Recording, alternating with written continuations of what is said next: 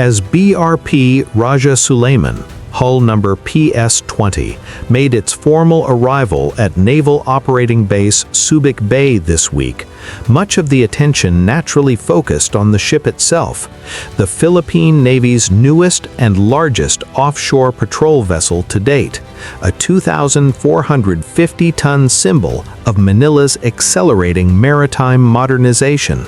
But for those watching closely, the most consequential detail wasn't the ship's silhouette or its South Korean pedigree. It was what sat quietly on the flight deck. At least 2 vertical takeoff and landing drones were visibly positioned on board, marking a quiet but significant leap forward in how the Philippine Navy is preparing to operate in contested waters.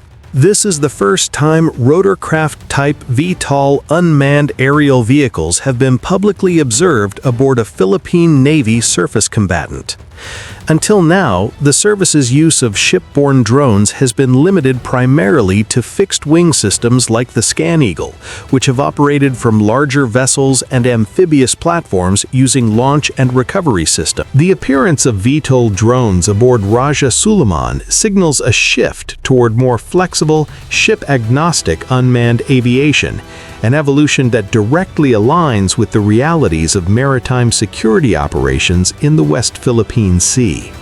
Rajah Sulayman is the first of 6 offshore patrol vessels ordered from South Korean shipbuilder Hyundai Heavy Industries, or HHI.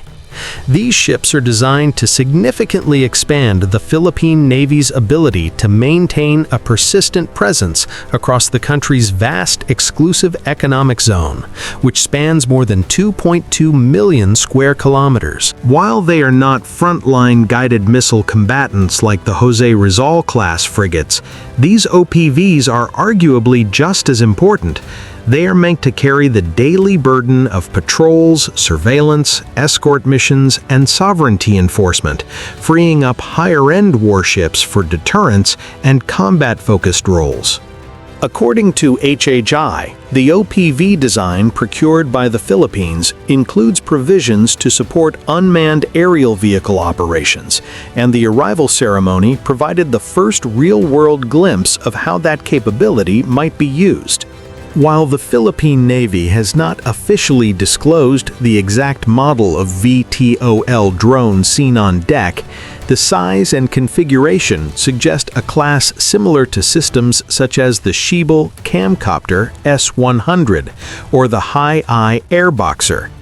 Drones in this category are capable of operating at ranges of up to 150 to 180 kilometers, depending on payload and data link configuration, while remaining airborne for several hours at a time.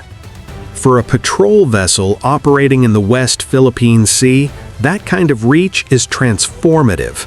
From a single ship, a VTOL drone can push surveillance far beyond the radar horizon, identifying surface contacts, tracking foreign vessels, and documenting encounters long before they reach visual range. In practical terms, this allows a Philippine Navy OPV to see first, an advantage that matters enormously in gray zone maritime confrontations where escalation control, evidence gathering, and situational awareness are often more important than firepower.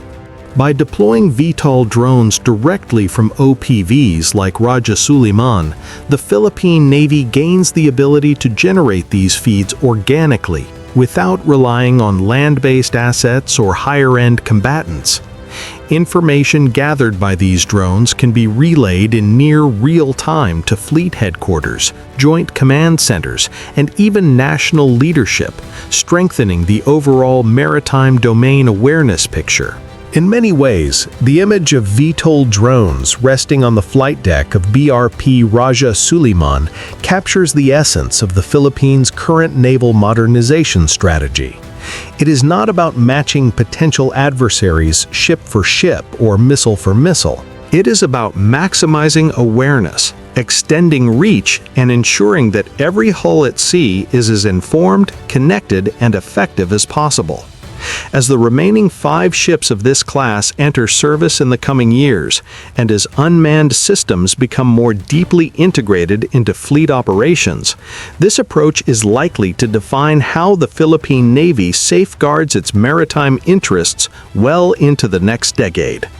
What appeared at first glance to be a minor detail during an arrival ceremony may, in hindsight, be remembered as a turning point, the moment when unmanned aviation truly became a routine part of Philippine naval operations at sea. What appeared at first glance to be a minor detail during an arrival ceremony may, in hindsight, be remembered as a turning point, the moment when unmanned aviation truly became a routine part of Philippine naval operations at sea. If you found this video informative, don't forget to like, share, and subscribe for more updates on Philippine defense and modernization. Thank you for watching. See you in the next video.